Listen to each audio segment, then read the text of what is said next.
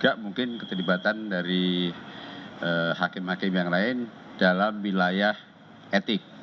Ya, itu yang pertama. Yang kedua, berdasarkan MOU yang telah dibangun oleh Komisi Yudisial dan KPK, bahwa kita akan melakukan pertukaran data, termasuk dari KPK kepada Komisi Yudisial maupun dari Komisi Yudisial kepada KPK. Jadi misalnya di dalam pemeriksaan etik kami menemukan ada indikasi tindak pidana terkait dengan korupsi misalnya, maka kami akan serahkan pada KPK. Dan begitu juga sebaliknya, jika ada pada pemeriksaan tindak pidana korupsi tapi ada unsur etik, maka akan menyerahkan pada Komisi Yudisial. Yang ketiga, kita akan membangun proses penegakan hukum ini agar lebih komprehensif dan lebih kuat serta lebih lebih terpadu. Maka kita akan mengajak 3 pihak, yaitu KPK, Komisi Yudisial, dan Mahkamah Agung secara bersama-sama untuk melakukan tindakan pengawasan dan penegakan terhadap penyalahgunaan kewenangan dari para hakim tersebut. Saya pikir demikian yang bisa saya sampaikan dari hasil pertemuan sore hari ini. Terima kasih. Ya. Apakah KY juga memeriksa Hakim Agung Ibrahim dan Samsul Naas, karena di perkara kasasinya ada 3 Hakim Agung terus, kemudian 1 MA dan juga mendistribusikan apakah sudah diperiksa? Bisa sangat mungkin kita akan memeriksa pihak-pihak yang terkait. Jadi itu ya. Jadi kita awali dulu dari apa yang sudah dilakukan oleh KPK, nanti dari situ kita bisa lebih melangkah. Ya. Dan sekali lagi bahwa Komisi Yudisial akan bergerak pada wilayah etik. Jadi bisa saja kita akan mengembangkan kepada hakim-hakim yang lain yang mungkin tidak bisa masuk ranahnya KPK, tapi bisa masuk ranahnya Komisi Yudisial. Itu. Oke.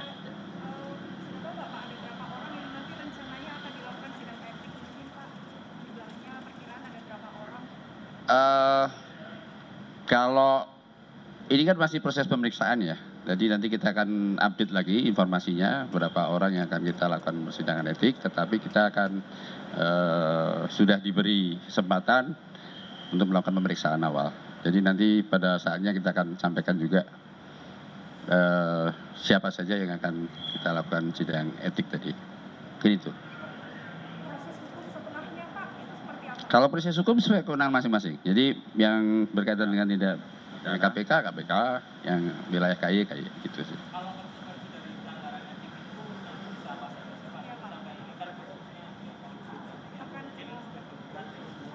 Apakah dilakukan pemecatan gitu Pak, atau seperti apa Pak?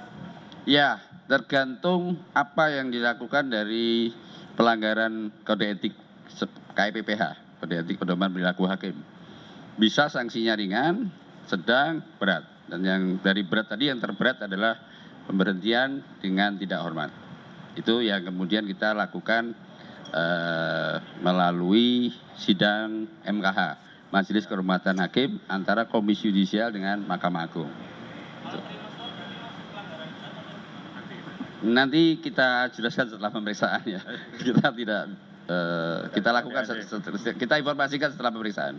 Jadi agar valid informasinya. Tapi itu hal-hal yang akan kita lakukan. Demikian cukup. Pak, Oke, ya. sejauh ini dengan MA sudah ada komunikasi kan Pak terkait pemeriksaan ini? Sudah, kita sudah membangun komunikasi dengan Mahkamah Agung dan tidak ada satupun upaya-upaya bahkan mendorong Komisi Yudisial untuk silakan menjalankan tugas dan kewenangannya. Jadi sangat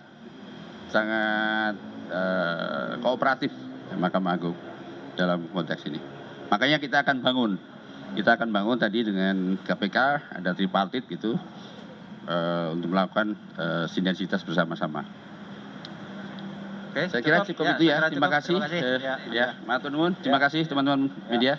Terima kasih. Bukan balik.